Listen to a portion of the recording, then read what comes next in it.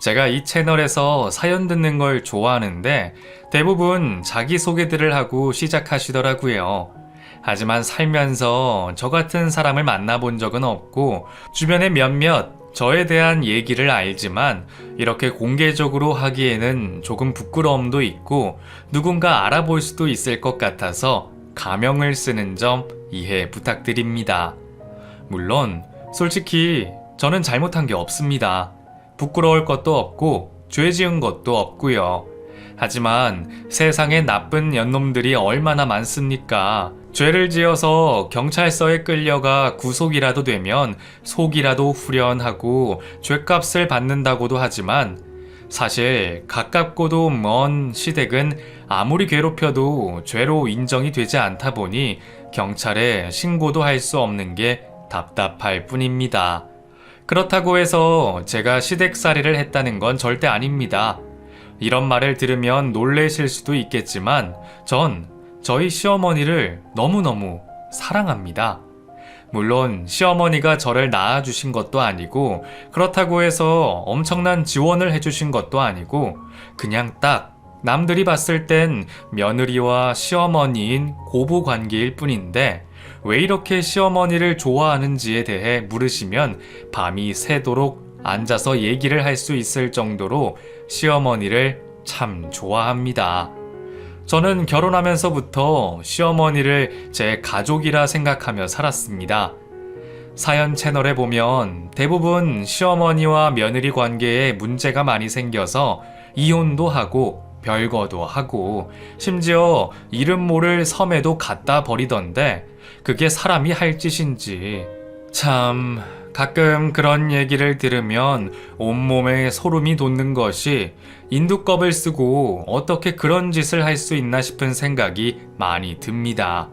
사실 오늘 제가 이렇게 컴퓨터 앞에 앉은 건 저희 시어머니 때문입니다. 저는 지금 시어머니를 모시고 함께 살고 있습니다. 솔직히 말하면 시어머니를 모시고 사는 게 아니라 시어머니가 저를 모시고 살아주신다고 해도 과언이 아니죠. 이런 말이 어떨진 모르겠지만 저는 참 게으른 며느리입니다. 집안일은 젬병에다가 아직도 라면물도 제대로 못 맞추는 요리 똥손이죠. 남편도 제게 하는 말이 야, 결혼 생활 10년이 넘었으면 인간적으로 김치찌개 정도는 하나 끓일 줄 알아야지. 야, 오늘도 찌개가 진짜 짜다. 이게 찌개냐? 소금 소태냐? 아, 엄마, 얘 찌개 끓인 것 좀 와서 먹어봐. 이걸 어떻게 먹어? 하고 한 소리를 할 정도였으니까요. 그럴 때면 어머님이 와서 찌개를 한 숟갈 먹어보시고는 맛만 있구만. 너는 왜 말을 그렇게 해? 물 조금 넣고 설탕 조금 넣고 졸이면 금방 맛있어져. 잘했다 진영아. 너무 맛있어. 잘했어. 하면서 무조건적으로 지금도 제 편을 들어주시는 분입니다. 제 엉덩이를 톡톡 두들기면서 일하면서 음식까지 하려니까 힘들지? 이제 이런 거 하지 말어. 이런 건 내가 하면 되잖아. 네가 뭐하러 이렇게 고생을 하고 그래? 괜히 저놈 만나가지고 우리 집에 시집 와가지고 너같이 예쁜 애가 손에 물 묻히면서 사는 거 보면 내가 다 속이 상해. 이런 잡일 같은 건 내가 할 테니까 너는 그냥 방에 들어가서 누워있어. 어제도 새벽에 들어왔다며. 아이고 얼굴 상한 것 봐 우리 애기. 하면서 저를 딸보다 더 아껴주시는 분이 저희 시어머니입니다. 제가 40이 넘었는데 아직도 시어머니는 저를 애기라고 부르십니다. 심지어 저희 딸이 있는데도 손녀에게는 이름을 부르면서도 꼭 제게는 애기라고 하시더라고요. 그래서 하루는 제가 회식을 하고 술을 마시고 들어와서는 물어본 적이 있습니다. 엄마 일어나봐 하고 저도 모르게 반말로 잠들어 있는 어머님을 깨웠죠. 어머님은 깜짝 놀래서는 무슨 일이야? 아이고 지금 시간이 몇 시여? 새벽 2시간 넘었는데 이제 들어온 거야? 못 산다, 못 살아. 술을 왜 이리 먹었어? 지금이야 젊으니까 괜찮지만 나이 들면 간이 고생해요. 아가, 얼른 들어가서 자. 손발이랑 싹 씻고 들어가서 자. 하고 제 어깨를 쓰다듬으시더라고요. 저는 시어머니를 끌어안고는 엄마, 근데 왜 나한테 자꾸 애기라고 하는 거야? 내가 애기야? 우리 집에 손녀도 있잖아. 근데 왜 내가 애기야? 하면서 주정을 부린 적이 있더랬죠. 근데 어머님은 웃으면서 내 배 아파서 낳아야만 자식인가? 가슴으로 낳아도 자식인 거야. 진영아, 넌 나한테는 그런 자식이야. 내 배 아파 낳은 우리 아들만큼, 아니, 어쩌면 우리 아들보다 더 소중한 그런 자식이야. 그러니까 나한테도 애기지? 하고 말을 해준 적이 있었습니다. 그 말을 듣고 저는 그날 밤 시어머니 방에서 어머니를 끌어안고 잠이 들었고, 술이 많이 취한 것 같았지만 그날 밤 시어머니가 제게 해줬던 고마운 얘기들은 아직도 기억하고 있습니다. 그렇게 저는 어머니를 진짜 친엄마처럼 모시기로 했고, 벌써 4년이 넘게 어머님과 함께 살아가고 있죠. 주변에서는 제 얘기를 듣고 다들 대단하다고 합니다. 시어머니랑 어떻게 같이 사냐고 말이죠. 불편하지 않냐고, 간섭하지 않냐고, 잔소리가 심하지 않냐면서 시어머니에 대해 안 좋은 얘기를 하면, 네가 살아봤어? 아니, 네가 우리 시어머니를 알아?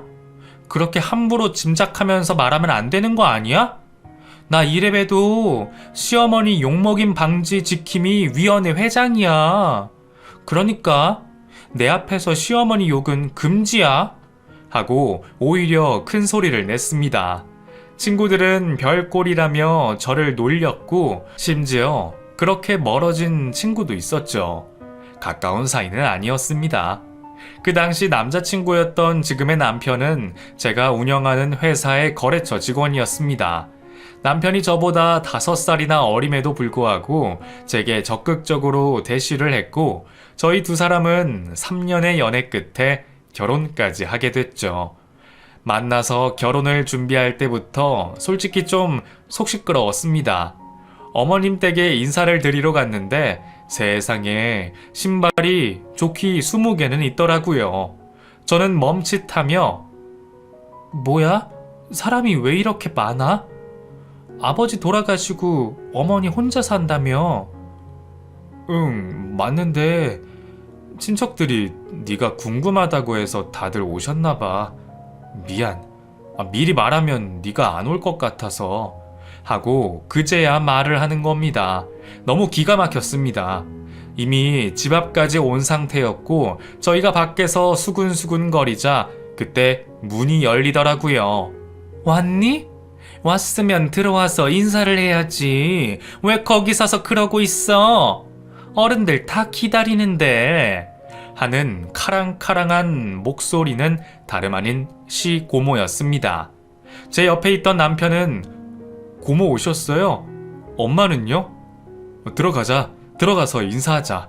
하고 제 손을 끌고 들어갔고, 전 시어머니를 만나러 온 자리에서 제일 나이가 많다는 시고모부터 막내 고모까지 5명의 고모와 그의 자식들에게까지 큰 절을 했습니다.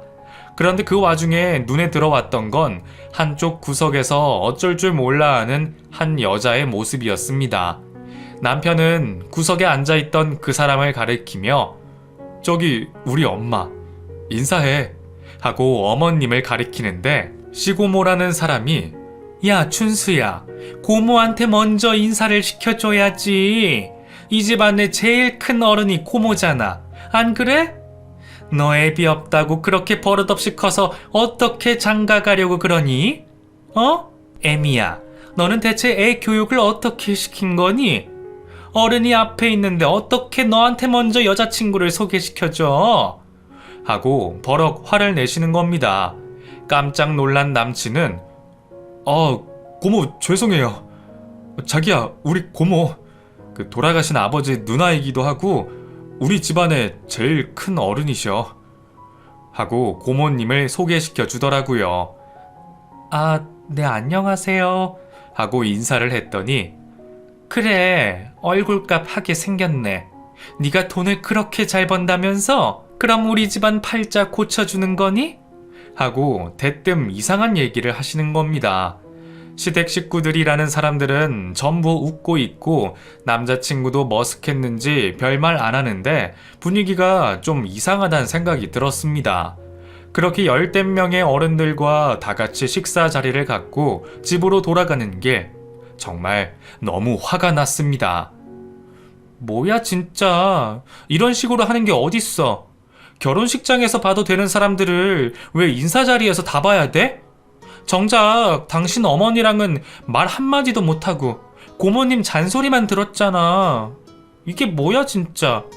그리고 다른 것보다 나 너무 서운한 게, 어머님은 뭐 나에 대해 궁금한 것도 없으시대? 얼굴도 제대로 한번 안 보시고 질문도 하나도 안 하시고 내내 부엌에만 있으셔? 정작 나랑 가족이 되는 사람은 어머니 아니야? 하고 화를 냈었죠. 그랬더니 남친이, 그게 실은 복잡한데 우리 아빠 돌아가셨을 때 엄마가 장례식장에 좀 늦게 오셨어. 엄마가 식당에서 일을 하고 있었는데 손님이 너무 많아서 차마 아빠 돌아가셨다는 말을 못했대. 너무 갑자기 돌아가셨으니까 그래서 고모한테 전화를 해서 장례 처리만 좀 해달라고 그렇게 말씀드리고 임종을 못 지켰는데 그게 고모한텐 평생 한으로 남았나봐. 그래서 아직도 엄마가 고모 앞에서는 꼼짝을 못해. 근데 우리 결혼하고 나면 어차피 분가할 거고 지금은 고모가 사정이 좀 있어서 우리 집에서 지내고 있는데 곧 고모도 이사하실 거래. 공사 때문에 그렇거든. 결혼식 때 말고는 네가 만날 일 없으니까 너무 걱정 안 해도 돼. 내가 가운데서 잘 막아볼게. 내가 또 그런 거 잘하잖아. 까먹었어? 나 방패막 김대리야. 하고 저를 웃게 해주더라고요. 그런 모습을 보니 남편이 뭔가 믿음직스럽기도 하고 이 사람을 믿고 결혼을 진행해도 되겠다는 생각이 들었습니다. 남편의 아버지가 장남이었고 장남의 아들이 처음 결혼을 하는 거다 보니 당연히 집안에 관심이 쏠릴 수밖에 없게 됐죠. 그래도 솔직히 말하면 남친 집에 인사 간 날 빼고는 결혼에 대한 아무런 간섭도 없으시고 심지어 시어머니라는 존재가 너무 힘이 약한 것 같아 오히려 뿌듯하기까지 했습니다. 친구들이 제게 항상 말하길 시어머니를 조심하라고 했었거든요. 거기다 아들 혼자 키운 시어머니는 독하디 독하다며 아무리 잘해줘도 절대 마음을 열지 말라고 하더라고요. 주변에서 모두 그런 얘기를 많이 하니까 저도 모르는 선입견이 생겼고 어머님은 제게 관심도 없는 것 같은데 저 혼자 경계태세를 갖췄습니다. 그렇게 식을 마치고 남편이 회사를 관두면서 자취방을 뺐고 저희 집에서 신혼생활을 시작했습니다. 근데 제가 살던 집의 집주인이 이번에 계약 연장을 못하겠다면서 계약 마감을 한 달 남기고 갑자기 집을 빼라고 하더라고요. 오갈 데도 없던 저희 부부가 선택할 수 있는 유일한 곳은 바로 시댁이었습니다. 시댁은 어머님 혼자 사시기 때문에 방이 많이 남았고 아버님과 남편이 같이 살던 곳이라 집도 꽤 컸거든요. 솔직히 불편했지만 집을 구할 때까지만 같이 살 수밖에 없던 상황이라 울며 겨자 먹기로 시댁으로 들어가서 합가를 하게 됐습니다. 처음엔 시어머니가 불편하다고 느껴졌습니다. 저는 아침 일찍 나와 출근을 하고 남편도 일을 관두고 제가 운영하는 사업을 같이 하다 보니 저희는 아침에 같이 출근을 하고 저녁에 퇴근도 같이 했죠. 아침 8시쯤 일어나 출근 준비를 하면 이미 식탁에는 정갈한 아침밥이 놓여 있었습니다. 전 너무 민망해서 어머니, 제가 아침 챙겨 먹어도 되는데 이렇게 안 하셔도 돼요. 저희가 알아서 먹을게요. 하고 말했는데 아니다. 이런 건 뭐 어려운 것도 아닌데. 너 먹고 나면 또 고모님도 오셔서 식사하시니까 숟가락만 더 놓은 거야. 부담 없이 먹어. 하고 말씀하시더라고요. 고모님이요? 아침을 여기서 드세요? 응, 여기 걸어서 5분 거리에 살잖니. 다른 건 몰라도 아침은 꼭 드셔야 하는 분이라 어차피 내 거 먹으면서 같이 챙기는 거니까 걱정 말고 먹으렴. 하고 말씀하시더라고요. 그렇게 제가 씻고 나왔더니 정말로 고모님이 오셨고 고모님은 자리에 앉자마자 예, 물 좀 떠와라. 날 더운데 걸어왔더니 목마르다. 하고 어머님께 물 심부름을 시키시더라고요. 어머님은 네 형님 하고 아무 말도 않고 물을 떠다 주셨고 고모님은 정말 밥만 먹고는 자리에서 일어나 반찬이 좀 맛이 간 것 같네? 내일은 있던 거 내지 말고 새 반찬으로 해라. 하고는 집으로 가버리시더라고요. 어머님은 아무 말씀도 안 하시고 설거지거리를 챙겨 주방에서 설거지를 시작하셨습니다. 저는 그 모습을 보고 밥을 금방 먹고 일어나 어머니, 제가 할게요. 가서 좀 쉬세요. 아침부터 일어나서 식사 준비하시느라 힘드셨잖아요. 하고 고무 장갑을 꼈더니 괜찮아. 너 얼른 출근 준비해라. 그러다 늦겠어. 하고 웃으며 말씀하시는 겁니다. 제가 계속 도우려고 했더니 귀엽고 괜찮다며 절 밀어내고 혼자 뒷정리를 하셨습니다. 시계를 보니 늦기도 했고 어쩔 수 없이 저도 짐을 챙겨 남편을 데리고 나왔죠. 그렇게 차를 타고 가면서 남편에게 물었습니다. 아니 고모님 좀 너무하신 거 아니야? 아무것도 안 하고 집에 와서 밥만 먹고 가면서 어머님한테 왜 이래라 저래라 하셔? 나 솔직히 고모님 싫어. 너무 자기 멋대로잖아. 하고 투정을 부렸죠. 그러자 남편이 그 말을 듣더니 그게 왜 너무한 거야? 엄마가 고모보다 나이가 어리잖아. 그러니까 그 정도는 괜찮은 거 아닌가? 네가 무슨 말 하는지는 알겠는데 아빠 돌아가시고 나서 솔직히 우리 엄마 일도 안 하고 아빠 돌아가셨을 때 받은 사망보험금으로 지금까지 먹고 살았어. 그 돈 고모가 주셨고 그럼 엄마도 그 정도는 할 수 있는 거 아니야? 솔직히 엄마가 계시긴 하지만 거의 나 키운 건 고모고 난 고모도 우리 엄마라고 생각해서 네가 무슨 마음으로 그런 말하는지는 알겠는데 고모에 대해 함부로 말하지 말았으면 좋겠어. 하고 제 말에 반박하더라고요. 저도 그 말을 듣고 화가 나서 그걸 어머님이 선택한 삶이야? 어머님은 집에서 살림하고 아버님 사망보험금으로 당신 고모든 고모부든 당신이든 뒤치다꺼리나 하면서 노예처럼 살고 싶다고 하셨어? 그게 어머님 의견이라면 나도 인정. 어머님이 평생 전업주부였다는 이유로 그렇게 앞으로 계속 사는 건 좀 아니지. 어머님한테 직접 물어봐. 그렇게 살고 싶으신 건지 아니면 어쩔 수 없이 그렇게 사는 건지. 하고 맞받아 쳤죠. 그 말을 들은 남편은 무신경하게 그런가? 하고 말더라고요. 하지만 그 뒤로 제가 목격한 것만 해도 정말 고모님의 만행은 해도 해도 너무하다는 생각이 들었습니다. 저희 부부도 신혼이고 당장 아이를 가질 건 아니었지만 그래도 데이트할 시간이 필요해서 주말이면 가끔 밖으로 놀러 나가곤 했습니다. 토요일 아침 고모님이 저희 집에 와서 식사를 하시고 저도 뒷정리를 돕고 씻으려는데 어머님 뒷모습이 너무 안쓰러워 보이더라고요. 그래서 제가 먼저 어머님, 저희 오늘 같이 나갈까요? 남편이랑 외곽에 바람 쐬러 가기로 했는데 같이 가요. 하고 데이트 신청을 했죠. 그랬더니 제 말이 끝나자마자 바로 어머님이 고모님을 쳐다보는 겁니다. 고모님은 제 말을 듣고 오늘은 안 된다. 우리 집 일을 좀 돕기로 했어. 그 우리 집 앞에 콩밭 있지? 거기서 오늘 콩 따는 날이거든. 그거 미리미리 해놔야 너네도 먹고 우리도 먹고 하지 않겠니? 농사 짓는 집안이 있다는 게 얼마나 좋은지 너도 이제 알게 될 거야. 그런 거 농사 짓다가 사 먹으려면 얼마나 비싼지 알아? 하고 말씀하시더라고요. 시댁 농사라 제가 뭐 나설 일은 아니지만 일이 있다고 하시니까 저도 남편이랑 같이 외출을 나갔죠. 그렇게 2시간쯤 지났을까? 실은 제가 남편이랑 놀러 나가기로 한 날이 생리 둘째 날이라 너무너무 생리통이 심했는데 레스토랑을 예약해놔서 우선 밥을 먹긴 했지만 도저히 돌아다니며 데이트까지 하기에는 좀 무리가 있더라고요. 결국 나가서 밥만 먹고 집으로 돌아왔는데 집으로 돌아오는 길 오늘 일을 돕는다던 콩밭 앞을 지나가게 됐습니다.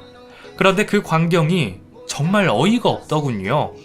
정말 더운 여름이고 해가 쨍하게 비치는 땡볕에서 모자 하나 쓰고 쪼그려 앉아있는 어머니가 눈에 들어왔고 큰 파라손 밑에서 부채질을 하며 냉커피를 먹고 있는 고모님이 보였습니다.